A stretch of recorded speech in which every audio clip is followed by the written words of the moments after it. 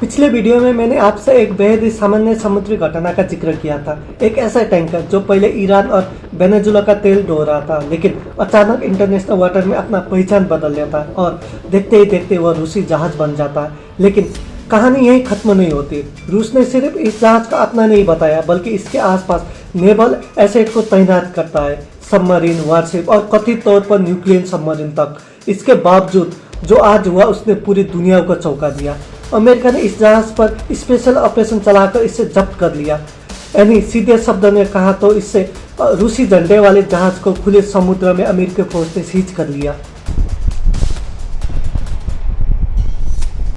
ये घटना सिर्फ एक टैंकर की नहीं है, ये सीधे तौर पर पुतिन के लिए एक सार्वजनिक अपमान की तरह देखी जा रही है। अब सबसे बड़ा सवाल ये उठता है, क्या ये एक्ट ऑफ वार है? क्या अमेरिका ने इंटरनेशनल लॉ की सीमा पार की है? और रूस अब क्या करेगा? ये पूरा मामला शुरू कैसे हुआ?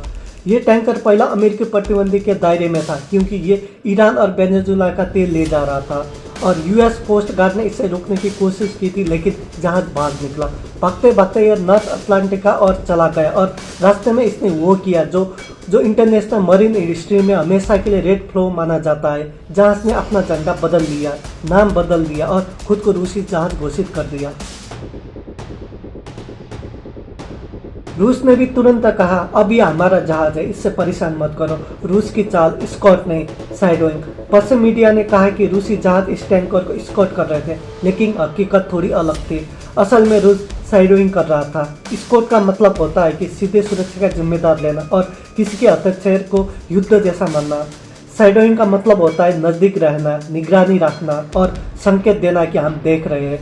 रूस ने जानबूझकर स्कॉट घोषित नहीं किया। शायद ये मान लिया था कि अमेरिका इतना दूर तक नहीं जाएगा, लेकिन ट्रंप ने ब्लिंक नहीं किया। अमेरिकी स्पेशल ऑपरेशन जो तस्वीर और वीडियो सामने आया है, डिफेंस एक्सपर्ट का मानना है कि यह ऑपरेशन 160 SOR नाइट स्टिकर ने अंजाम दिया है। ये वही यूनिट है जो हाई रिस्क सीक्रेट मिशन के लिए जानी जाती है। कोई गोली नहीं चली, कोई खुला संघर्ष नहीं हुआ, लेकिन जहाज अब अमेरिकी कब्जे में। ये इंटरनेशनल लॉ का उल्लंघन है। सीधा जवाब हाँ, ये अवैध है। UN convention of the law sea के अनुसार हाई सीज के किसी जहाज पर किसी देश का अधिकार होता है जिसका उसका झंडा लगा होता है। एक्सपेक्टेशन है privacy, slabs trade, seamless vessel या यूएन सिक्योरिटी काउंसिल की अनुमति।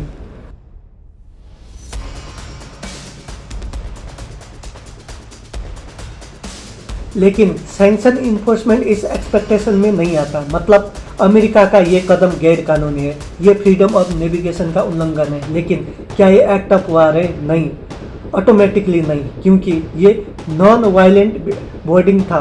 कोई हथियार का इस्तेमाल नहीं हुआ और अभी तक कोई सैन्य जवाब का अधिकार ट्रिगर नहीं हुआ। ये इससे कहा जाता है ग्रे जोन मैरीटाइम एग्रेशन। इतिहास में ऐसे पहला भी हुआ है। 2019 में ईरान ने ब्रिटिश टैंकर को पकड़ा और तब भी युद्ध नहीं हुआ। रूस अब क्या करेगा? ये सबसे बड़ा दिलचस्प हिस्सा है। रूस इस वक्त यूक्रेन में गहराई से फंसा हुआ है। एक टैंकर के लिए अमेरिका से सीधा टकराव पुतिन के लिए एक रणनीतिक आत्मघाती हो सकता है।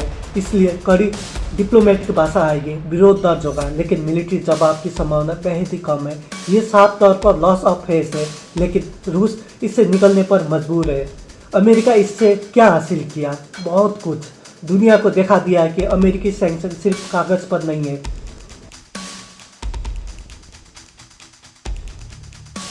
रूस और ईरानी डार्क फ्लीट के लिए सीधा मैसेज, इंश्योरेंस, शिपिंग और पार्टनर में डर और सबसे बड़ा अहम चीन को संकेत। मैसेज साफ है, हाई सीज में आज भी असली ब्लू वाटर नेवी सिर्फ अमेरिका है।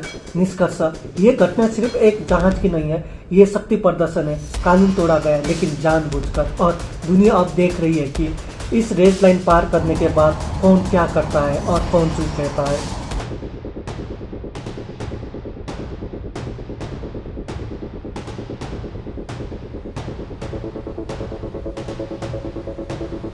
उम्मीद करता हूँ आपको ये वीडियो पसंद आया होगा। अगर वीडियो अच्छी लगी हो तो इसे लाइक ज़रूर करें, चैनल को सब्सक्राइब करें और वीडियो को अपने दोस्त के साथ शेयर ज़रूर करें। मिलते हैं अगले वीडियो में, तब तक के लिए धन्यवाद। जय हिंद।